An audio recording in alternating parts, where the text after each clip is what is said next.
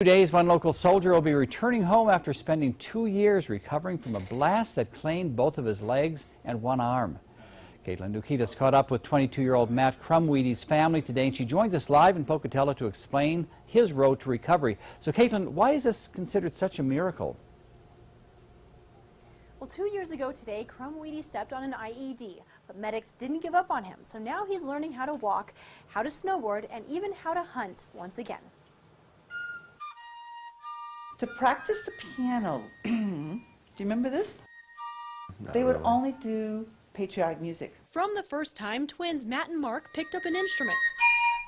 The Crumweedys knew their sons were bound for a life of service. When they were 4, they would go to the swimming pool, hold their hands behind the back, swim across the pool, just like they do in SEAL training. They would go to the bottom of the pool and sit there, and I'm like, I think it's time to come up now, 20 years later, the boys were deployed, Mark to Iraq and Matt to Afghanistan. But 2 years ago, Pam received a call that would change their lives forever. She burst the door open and said, Matt's been injured. Matt stepped on an IED and was pronounced dead at the scene. He was revived, but he lost both of his legs and one arm. The family struggled to balance their lives while coping with the devastating news. The hard part has been, I think, as far as family goes, is that yes, it is about Matt, but we have 2 other sons, Right. and we can't neglect them. But every once in a while you look at going, oh, I bet he's feeling left out, And I'm like, no, you're not being left out. This happened just 4 days before their oldest son, Paul, got married. Quite an event to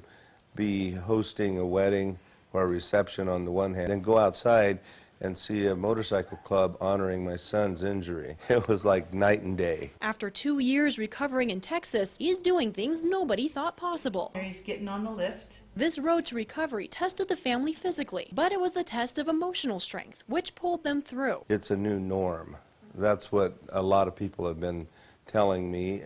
You're just living a new norm. And gave the family more strength than any limb could offer.